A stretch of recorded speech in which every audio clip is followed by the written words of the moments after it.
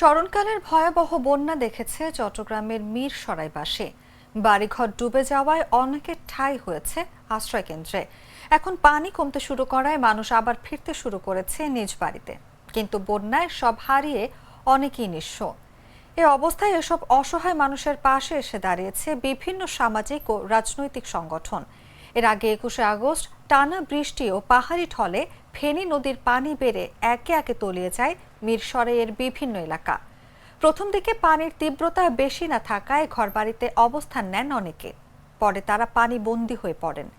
এ সময় যেন ত্রাতার ভূমিকায় অবতীর্ণ হন চট্টগ্রাম সহ নানা এলাকার তরুণরা। তারা স্বেচ্ছায় তীব্র পানির স্রোত উপেক্ষা করে পাশে দাঁড়ান বানভাসী অসহায় মানুষের।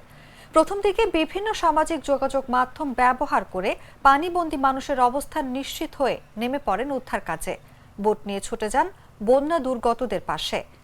সেনাবাহিনী, ফায়ার সার্ভিস ও সরকারের বিভিন্ন সংস্থা সাহায্য করছে তাদের।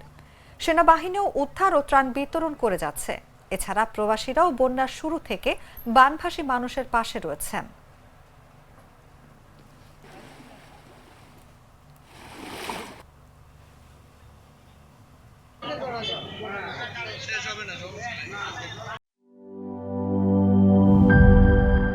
র‍্যাকটা তো অনেক সুন্দর।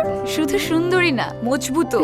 আরে ভাবি, আরএফএল র‍্যাক হচ্ছে একদম হাজবেন্ডের মতন। সুন্দর আর মজবুত না হলে কি এতদিন থেকে? ইতালিয়ান প্রযুক্তির ভার্জিন হোমো এবং কোপলিমারের ব্যালেন্স মিক্সিং এ তৈরি হয় আরএফএল র‍্যাক। আর UV stabilised colour master batch RFL র‍্যাককে রাখে দীর্ঘদিন উজ্জ্বল। আরএফএল র‍্যাক, গুছিয়ে রাখুন আপনার ঘর।